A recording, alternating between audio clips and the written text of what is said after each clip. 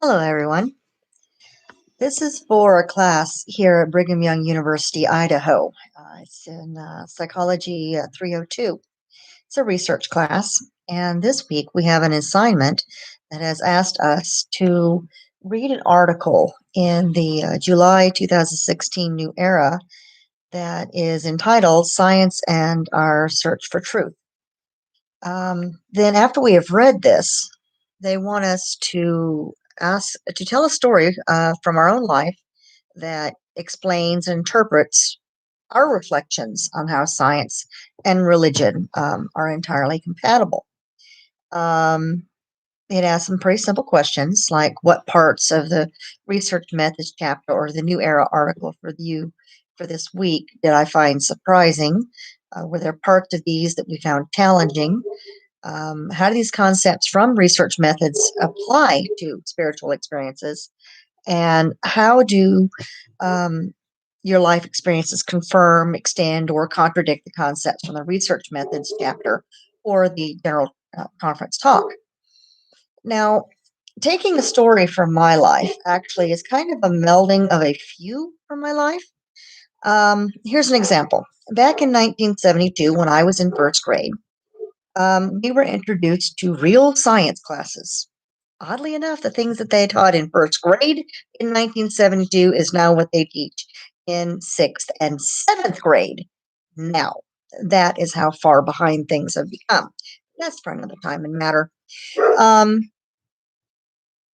in 1972, as we're going through the classes, I had a teacher for my first grade class. Her name was Mrs. Staley in Riverside Elementary in Grants Pass, Oregon, that she had been teaching at that point in time for 35 years. Now, think about that. She had been a teacher before World War II started. So she was really, when we say old school, this woman was old school. And in the time period that she was trained to be a teacher, and up until that time period when they started introducing more radical ideas, such as, God doesn't exist, she had watched people change throughout the many decades. She used her experience in teaching, especially in science. And one of the things that she taught us was that man's science is never complete. And so, of course, we asked, well, what happens when we go to a doctor? Her joke, and one I have carried for years since, is why do you think they call it practicing? They haven't quite got it down yet. And she was right, because leading into this, she had asked the very same questions were being asked here. What makes you think that some things are just true?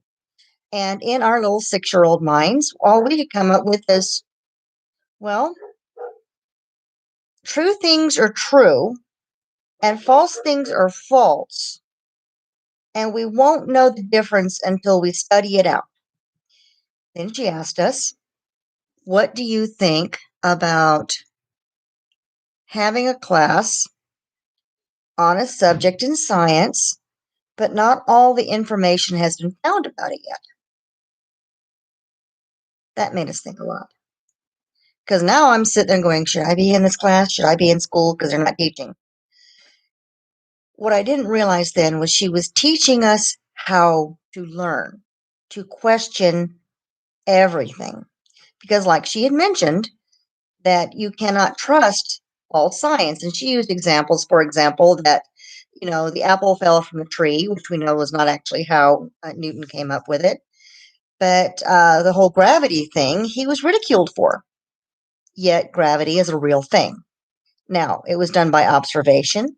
And obviously, we could tell the truth in it because we could all see that if we tripped, we fell, we didn't float. But science from his time period were ridiculing him. Oh, there's no such thing as gravity, blah, blah, blah, blah. And he had a real hard time with that. And then they finally accepted it and it went from on there. Now back to her class period.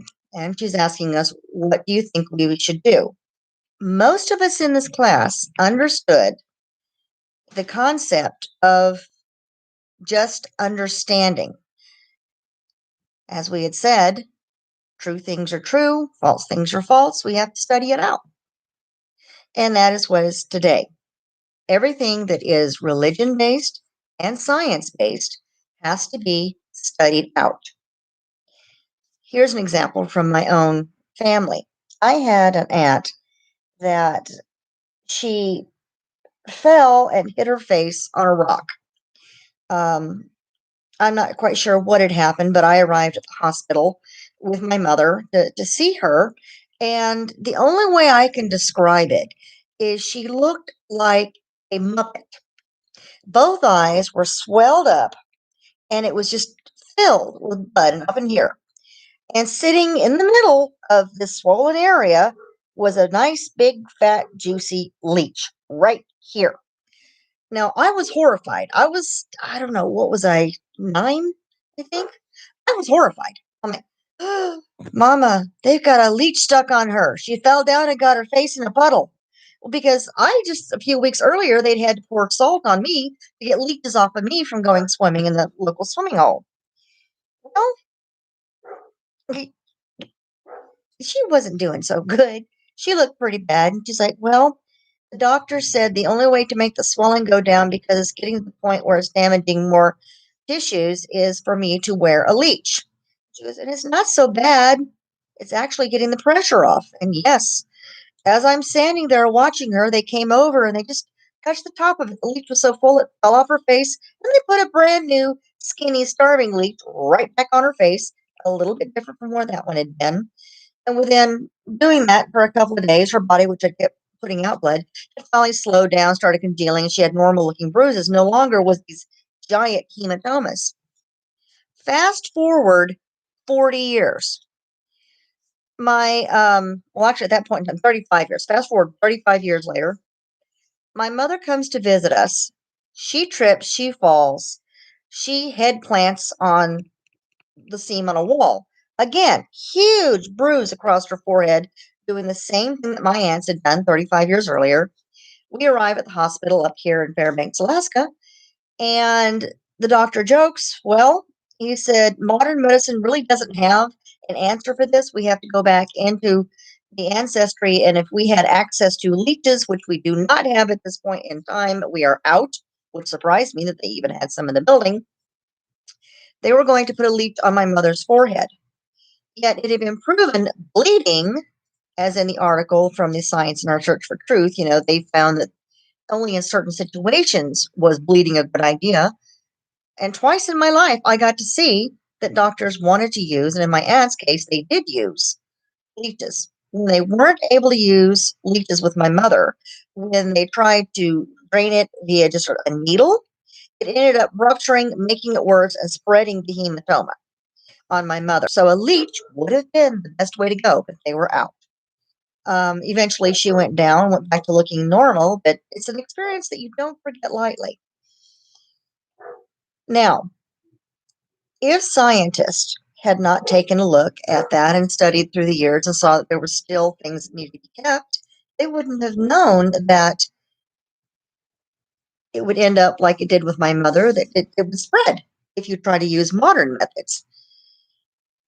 Going into the religious part of it, everything that we do in religion, we need to study it. We need to look at it and see if it's true or not.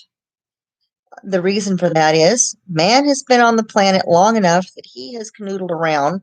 Not only has he messed up the planet, he started by messing himself up first by trying to come up with reasons without proper study and research, which, if you take a look at the scriptures, you're going to find that it's been reasoned out through the centuries. It shows where the wisdom is. So, the best thing for us to do is to take the best of the best and leave the rest. And if you really look at the scriptures, they really are the best of the best. So, as far as what I would say, I think science and religion, as I've been saying for several weeks, goes hand in hand because Heavenly Father is the one who created this planet. He created it using science. And even though way back in 72, my teacher, I've been taught for so many years, was not a creationist, she didn't know what that was called. She wasn't an evolutionist.